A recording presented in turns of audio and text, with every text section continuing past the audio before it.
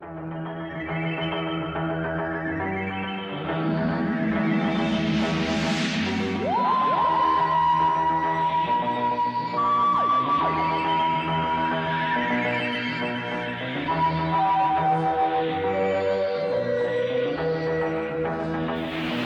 is He Who Moans, Doctor Who reviews. I only complain because I like Doctor Who, and I care. And I overanalyze too much because, whatever, it's just my opinion.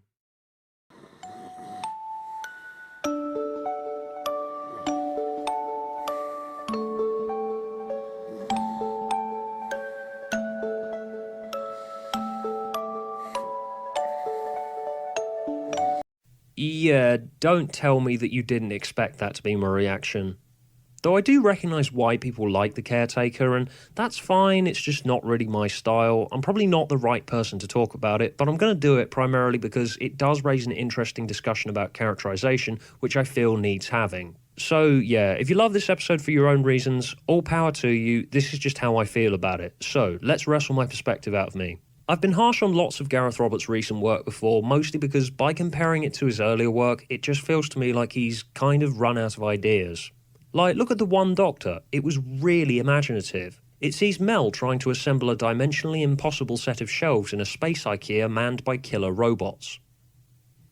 Can we see some stuff like that, New Who? Please, go on. I know anywhere that's not London of various time periods or a spaceship of some description is hard to do, but, you know, it'd be nice. Space IKEA, killer robots, go on, that'd be fun. He also did another stupid one about Space Eurovision, which was pretty good. And yes, of course, I'll receive crucifixion threats if I don't mention his Virgin New and Missing Adventure novels. And yeah, Unicorn the Wasp was fairly decent, but honestly, looking at his earlier stuff, I think I'd prefer his writing style if they just gave him some episodes with actual budget to play with. The Gareth Roberts I actually like is good at celebrating excess. Well, most of the time. I've also been harsh on the Earth-centric, more sitcom-styled episodes about neurotic men and women in their houses on Earth, primarily because I am a neurotic man who lives in a house on Earth. Stop me if I'm talking out of my arse here, but wasn't the point supposed to be an alien with a magic blue box that can go anywhere in time and space takes us, the audience, well, anywhere in time and space? Gareth Roberts will take you all over the universe, from some guy's house to the shopping precinct down the road. Imagination! Again, maybe that's just me. Some people say that you need a sense of balance and levity, which, you know, fine if you think that. I don't, but live and let live. It's just an episode or two that really isn't meant for someone like me occasionally. You only really need to look at 5 of my favourite TV stories to get why this one, not really meant for people like me. Though I will admit not being my style isn't the main reason that I hated Closing Time. I mostly hated that one more than anything because I called turning the cyber conversion process into a fucking slapstick gag to be New Who's final betrayal of the Cybermen before that mess in Season 7 came along and proved that even though the hole was so deep that it seemed like there was nowhere left to go, the New Who Cyberman hole digger could still shiv itself in the stomach with its shovel. Stop getting distracted, Stuart. The Caretaker. What did you think? It's just not meant for someone like me. It has some funny lines here and there. Let me also be the billionth observer to point out how they totally missed the opportunity for an Ian Chesterton cameo. I mean, come on, it's fucking Coal Hill School. Like, William Russell was in An Adventure in Space and Time last year. Is it really an impossible ask? But yeah, Capaldi's still entertaining and he has some nice irritable bastard doctor moments. It says, keep out. No, it says go away, humans. Oh, so it does. Yeah, he's not exactly inconspicuous, is he? Yeah, this is what bugs me about this idea that we should have comedic moments based on the Doctor is an alien he doesn't know about stuff in human society that's been a running theme in Moffat's run for some stupid reason when... guys, he's been around humans for 2,000 years. Pretty much all his life. Shouldn't he, of all people, be incredibly efficient at blending into normal human society by this point? Surely the Doctor should know that lots of stuff that he does in deep cover is pretty much like walking around the school with a megaphone going, "Hey kids, I'm an alien. I'm hunting another alien in the school," just to let that sink in. Like, some of the stuff the Doctor's been made to do in Moffat's run under the auspices of, he's an alien, he doesn't know, like the stupid nudity gags in Time of the Doctor, has just made me go, do you guys actually know this character? I mean, yeah, he has some funny lines occasionally, but something about this premise Roberts has pretty much made the exact same episode out of again just makes me go, really? That said, I recognise it's a better execution of this particular formula, and I actually like the alien robot thing, can't remember its name, but I just can't help but point out that it's barely in the episode. It's on screen like 4 or 5 times. Episodes like this where the alien really doesn't have much attention on it clearly aren't meant for me, I know, but wait a second, I absolutely love Vincent and the Doctor, and that's really not sci-fi focused at all. Huh. Yeah, I guess it's just the conventional sitcom elements that I'm really not a fan of. I like sitcoms, but I like it when they're done in a more unconventional style, and... Oh, awful. It's terrible. Awful, but I hope she'll be okay. I'll do anything. Anything. Okay, bye. Murray, you're scoring an episode of Doctor Who, you know, not Chucklevision. Again, probably just not my style. I wouldn't normally willingly watch conventional sitcoms about the romantic involvement of 2 teachers and how their idiot friend gets in the way, except he's an alien. If you would, then fine, all power to you. I get the appeal, and let's just agree to disagree on it and I'll let it go. It's just an episode or 2 dedicated to what I really don't watch Doctor Who for occasionally. But while I'm here, let's go on to that question that I have that the Caretaker raises to do with characterisation. I will say this for this episode, it does give character a stronger focus, and Clara and Danny feel more like actual people in this. Throughout the series, Danny has felt like he's barely been here. I've avoided talking about him before because Moffat's attempt to stitch a bit of the Clara and Danny show onto the front of episodes kinda threw me off, but once those bits were over, I couldn't really be arsed talking about them, and I kinda just forgot that Danny was even here. I don't know why Moffat's felt the need again to introduce a new assistant bit by bit over a few episodes, given how unpopular Clara became because of when he did that before, because he left character development till far too late in the game.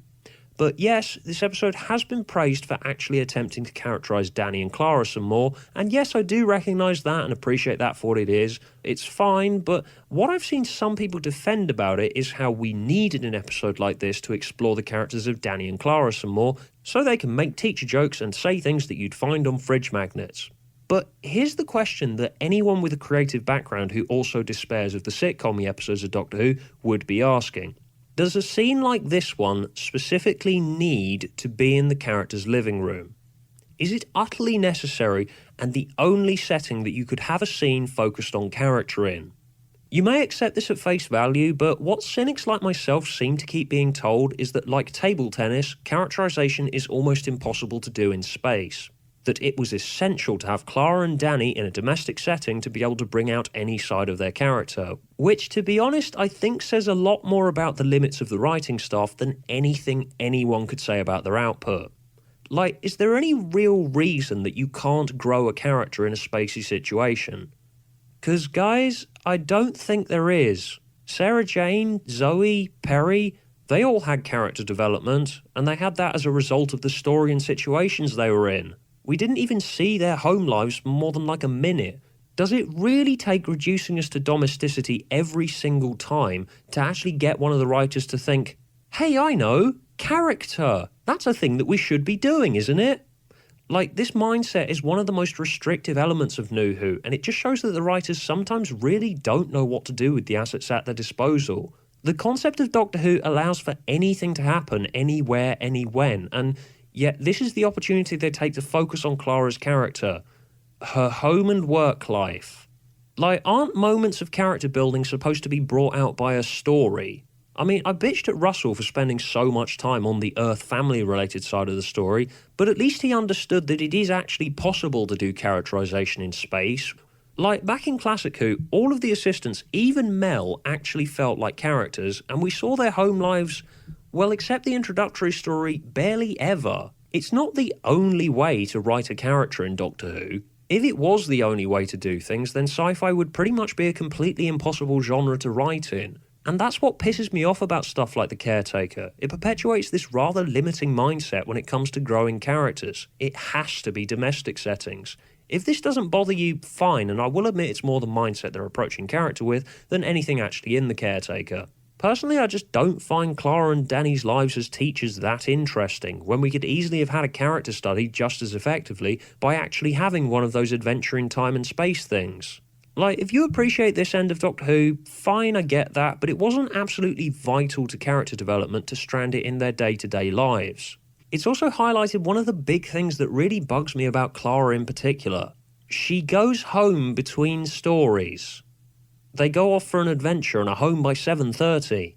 To me, that doesn't really show someone who's really that into exploring time and space. I mean, if it works for you, fine. I'm not trying to convince you otherwise. If it works for you, it works for you. Just to me, it feels less like an adventure and more like a day at the beach on a bank holiday. It just feels to me like Moffat's been scared off doing character in space since season 7 didn't really work for lots of people, but the reason for that was that he didn't really know who Clara was and let his self-indulgences grow tenfold. So now he's just been scared off of that by the reaction to it, so now we're basically back at what Russell did. Character is a domestic thing. Hey everyone, let's write what I know. Teachers and sitcom elements. Come on Gareth, let's do this shit.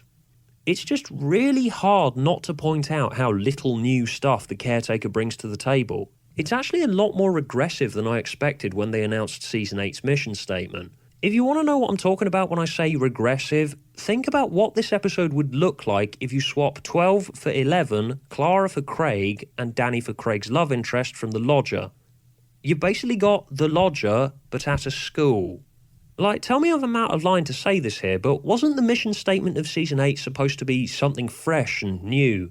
Because I'm totally failing to see that so far. We're now precisely halfway through, and so far it's been the same names delivering the same variations on the same formulas and tropes that New Who's been employing for 8 years now. In fact, I'd like to give every episode so far some more honest titles. Deep Breath would be called Let's Suck Up to Our Ageist Audience, Into the Dalek would be called Out with the New, In with the Old, Robot of Sherwood would be called Been There, Seen That, Listen would be called Woo, Aren't Floating Sheets Scary, Time Heist would be called Too Much Stuff, Too Little Time, and The Caretaker would be called The Lodger Part 3, this time it's at a school and Craig's not in it. Again, maybe it's just me. Personally, I feel stuff like this is more suited to an introductory story for a new assistant than a series midpoint. Which it kind of is for Danny, but you wouldn't write an unearthly child as episode 6 in the series, would ya?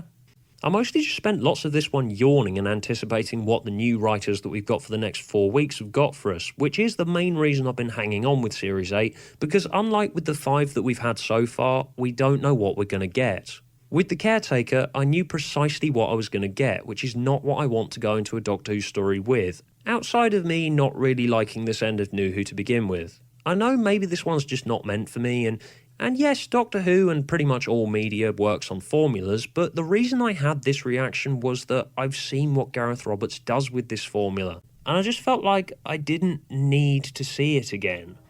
All in all, it didn't make me angry, but it also didn't win me over. Doctor Who has a broad range of people that it has to appeal to, and this is clearly one of those instances where I just don't fall into the area of the Venn diagram they were looking at when conceiving it. Maybe that's a bit bigoted of me in approach, but ultimately I'm just not going to force myself to appreciate something that I'm programmed not to.